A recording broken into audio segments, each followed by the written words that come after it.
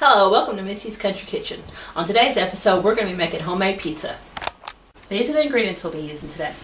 Self-rising white flour, wheat gluten, baking powder, olive oil, salt, pepper, and garlic powder, brown sugar, and yeast will be what I use to make my dough with. Then I used tomato paste, Italian seasoning for my sauce, and then I'll be cooking my hamburger with bell peppers and onions and using pizza cheese. Okay, first we're going to make the dough. I have one package of Red Star quick rising yeast in here, and I've got a tablespoon of brown sugar and a tablespoon of olive oil. Next we're going to add a cup of hot water. And if you let your water get above 115 degrees, it'll kill your yeast. So you want your hot water to be between 110 and 115 degrees. Get this good and dissolved up.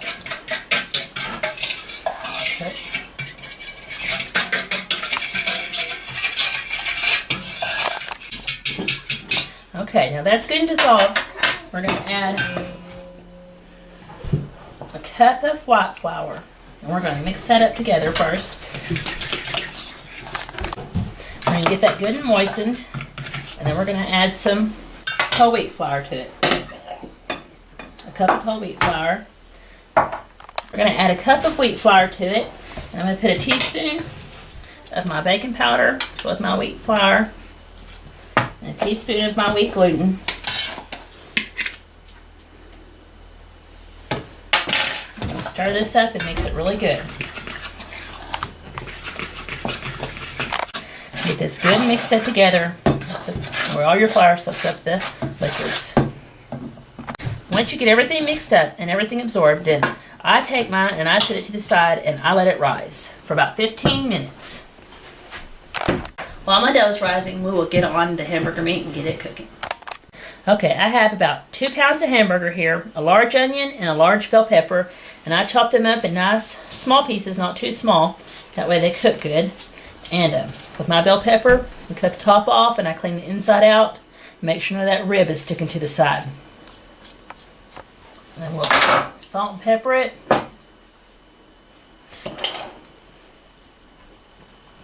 A little garlic powder in here for flavor.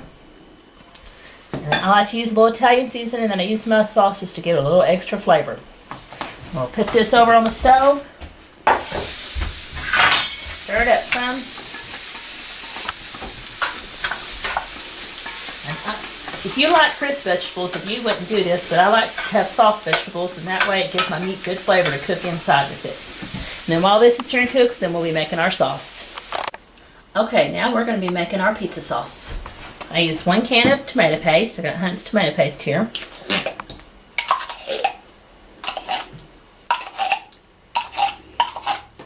And I used 1 can of hot water. It helps blend it up good together.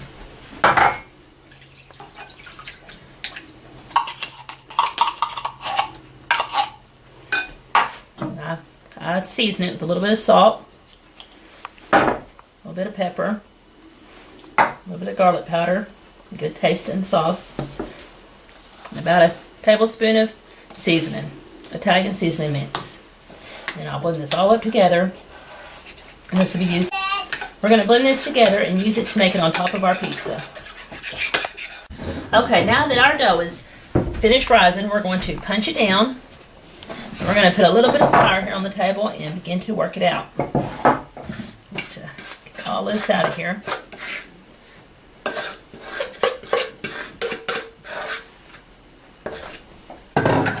And then we will knead it for about 5 minutes.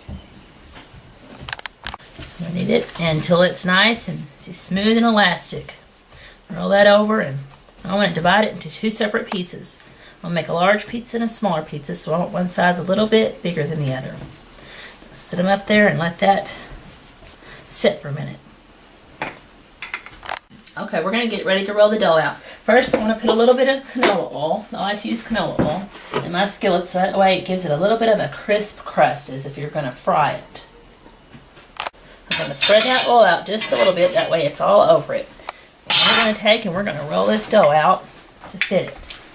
I like to use cast iron because cast iron gives you all the extra iron that you need. Most Americans nowadays have a low iron count. But every time we've ever been to get our iron checked, they say it's excellent. And I've always cooked in cast iron.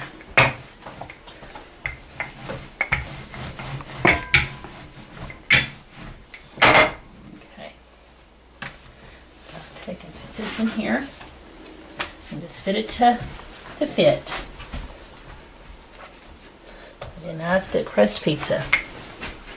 Okay, we're going to roll this other dough out nice and thin and have us a thin crust pizza also. I'm going to put these up here on this heat. My skillets were already good and preheated, and I'll put a lid on both of these and I'll let them cook, and then I'll flip them over and I will make my topping on it, and then I will put it back on, and while the topping melts and gets warm, the bottom of it will brown. Okay, now it's time to check our pizza dough. Nice and brown. Set these over here. I take and I flip. Extra crust there. Flip these over. And that way, when you do your stuff, if you're not careful when you make pizza, the reason I cook this is that way it doesn't get doughy. And whenever you'll find a pizzas you've eaten and they're doughy, it's because they were cooked before the crust was crisp. Okay, now we're going to build our pizza. First, we'll put our pizza sauce on.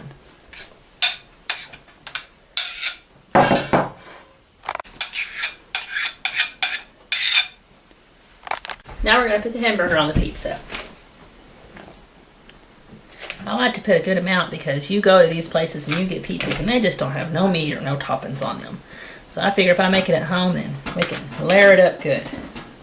And you may have to have a fork to eat it sometimes, but the more the better.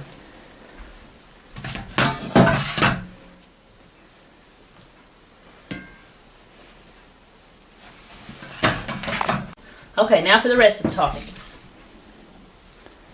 Some mushrooms on both of them.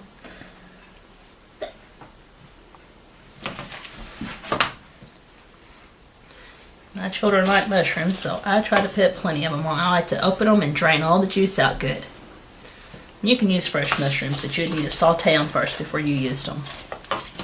And if you was to cook this in a regular oven, then you'd want to put it on about 450, 475, 15 to 20 minutes until the cheese is good and melted.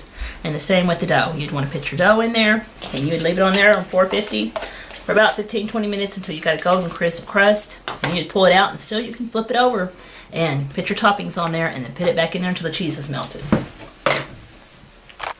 Let's put this cheese on. I like to use pizza cheese, but a lot of times I've used just mozzarella cheese, and it's really good with just plain mozzarella cheese too. I always like to buy finely shredded, but this is just regular. And this way you can just experiment and put whatever toppings you like or whatever you want on, whether it's black olives or pepperoni or whatever. Okay, now we're going to put these on the stove and let them cook the rest of the way. And I will also cover these so I still have my bacon effect. And then we'll be back here in just a little bit to cut these up and see how they taste. Okay, now the pizzas are done, we're going to cut them and give them a taste.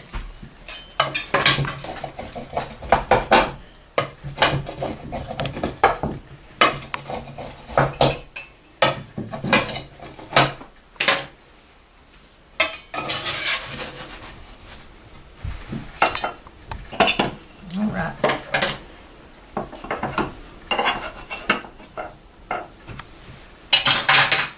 Okay, time for a taste now. That's good. For Misty's Country Kitchen, this is your episode on making homemade pizza. Y'all come back now, you hear?